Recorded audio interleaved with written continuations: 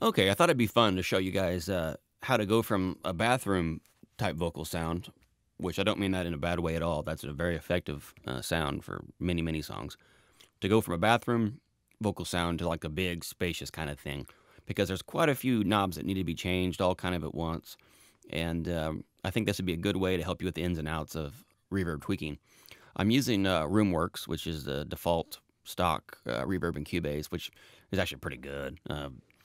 I've got all kinds of fancy UAD stuff and plates and things like that, and this is very effective. Maybe it takes a little bit longer to dial in, but very, very effective. So okay, we've got the bathroom sound, and this is a throwback type of song. We were intentionally going for this 80s kind of thing, where we are going to use a big reverb for sure, no question about it, and that's okay. That was kind of the vibe of this song. But anyway, we're starting with the bathroom reverb, and we have to fix that. Currently, I've got no filtered on the way in, a pre-delay of 5 milliseconds, which is, for all practical purposes, nothing, as if the wall is 2.5 feet away. So we were in a small bathroom. Reverb time of 0.28 seconds. Again, very, very short, barely noticeable. Size is all the way down. I do have the diffusion and width all the way up. That's to help you hear mostly. And then I'm not using any filtering and or envelopes. So let's check this out first. I hear you when you call my name. I feel you, but you know it ain't the same. And for an authentic bathroom sound, I'd knock the top end right off. I already know that. So let's yank some of that down and kind of make it a little bit more, I guess, kind of dull. I hear you when you call my name. And it's important to point out, I have to crank the level up quite a bit on this reverb because it's so short. It's not really that different from the actual dry vocal. I mean, it's obviously a little different, but because it doesn't have that long tail and whatnot, it doesn't stand out as much, so we have to use a lot more level. All right, keeping going here. Let's go ahead and get started, actually. The first thing I'm going to do change is the reverb time. And this is going to get real nasty in a hurry. You're going to think, what in the hell is going on? I feel you, but you know it ain't the same. And I'm going to go with a 2-second reverb time to start. And I'll tweak all this stuff as we go. I'm sure I'll change my mind on all of it. But I already know the 2-second reverb time is pretty healthy for this gigantic reverb sound I'm going for. My heart's been broken like a valve. And there's a certain boxy character to this right now. Listen to this. I'm going to crank up the room size, and it's going to appear more clear.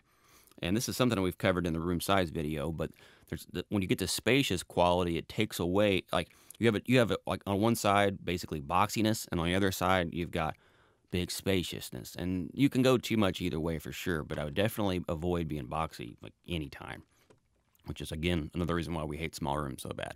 All right, so let's crank this thing up. Like 1,000 times, my life's been written. I want to point out too that there's a ringy quality. Not only is it boxy, but it has a kind of thing going on in there, or maybe even a. So listen for that. Been written in 1,000 rhymes. I wrote you a song with 1,000 lines. And right there, if you ask me, if you ask me, the sound quality went up a trillion, going from 20 to 56. I'm not sure this is the right sound, but it automatically sounded more expensive. So let's listen to that switch. My heart's been broken like 1,000 times. Here we go. My life's been written in 1,000 rhymes. It's still not right, but there's something about it that's just nicer by a long shot. Okay, now I have the reverb level up quite a bit. I'm going to turn it down just a little bit because we get into this bigger reverb, we're going to need less level. I like to mix with reverb levels up when I'm setting them. And the reason for that is because I want to make sure there's nothing I hate about them inside there, like boomy, muddy stuff, things that might get buried at subtle levels, because I don't have room for any of that junk in a really dense, loud mix.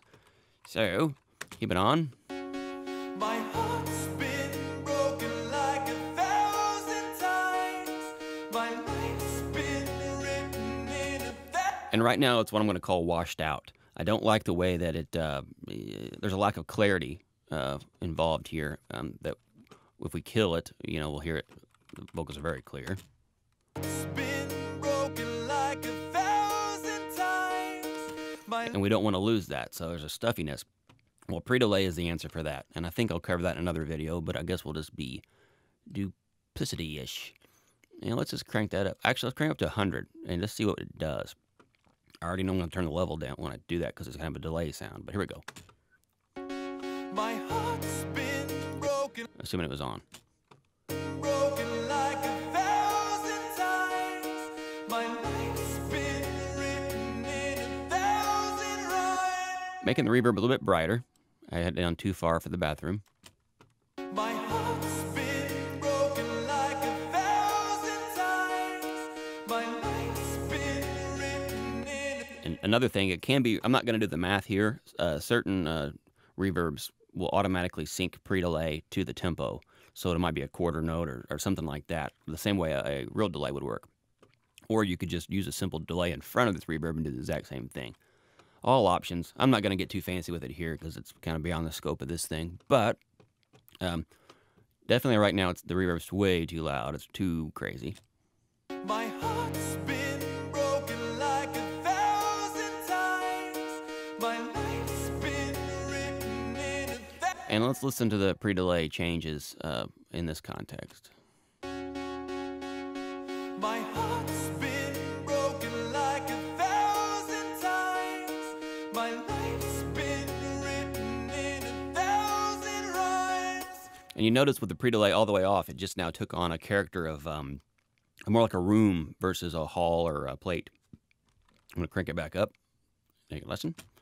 My heart's been broken like 1,000 times.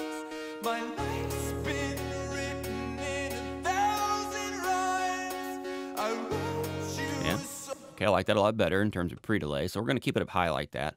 Now let's play the room size. And again, when you tweak these things, a lot of times new factors come into play, where by tweaking the room, they're all interdependent quite a bit. So just keep that in mind that you're probably going to have to monkey around quite a bit. My heart's been broken like 1,000 times.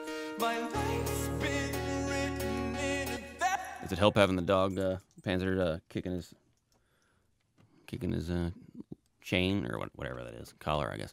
Anyway, My heart's been broken like 1,000 times. My life's been written in 1,000 rhymes. I wrote you a song with 1,000 lines. I know. and what I'm curious about here, I have a filter. It's a high-pass filter, and I want to see if I need to knock any of that off in the bottom end, because there's a little bit of boxiness in there, just a hair. And most reverbs are going to have some of that. That's okay to a certain degree, but I'm going to just be a little bit more cautious about it. My heart's been broken like 1,000 times. My life's been written in 1,000 rhymes. I wrote you a song with 1,000 lines. I know. And at this really loud volume, I'm hearing just a little dissonance, which I've pretty much taken care of on the real vocal, is the reverb excites that again. And reverb can excite sibilants pretty aggressively. That's something we'll talk about in other videos, too.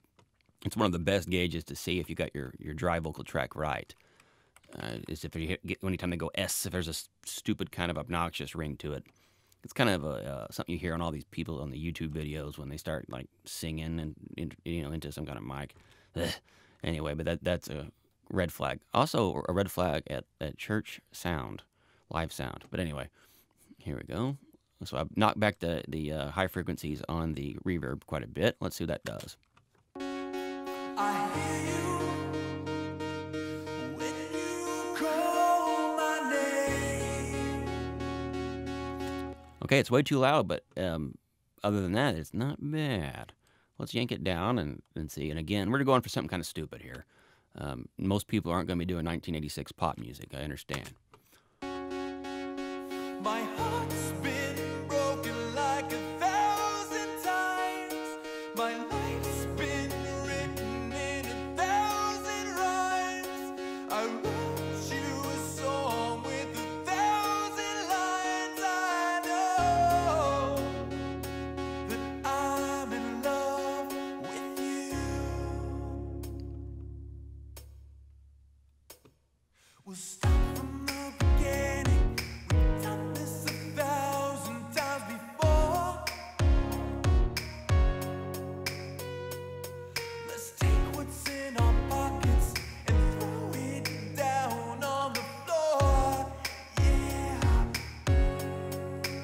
Okay, I decided to make it a little bit bigger room sound and actually also crank up the reverb time.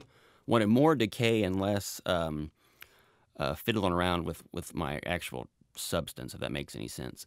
But the pre-delay was causing too much of a dun dun dun dun dun dun dun kind of toppled on top of itself kind of sound. So I did a little bit of playing around there, and this is something you get a feel for when you do it more often. And again, most of the time you don't have to be this critical about your reverbs because most of you won't be using reverbs in this extreme case. But I thought it'd be fun to go ahead and kind of show you a walkthrough of all the controls necessary to go from a really tiny room to a really gigantic room. So I hope that helped, guys. Thanks. Bye.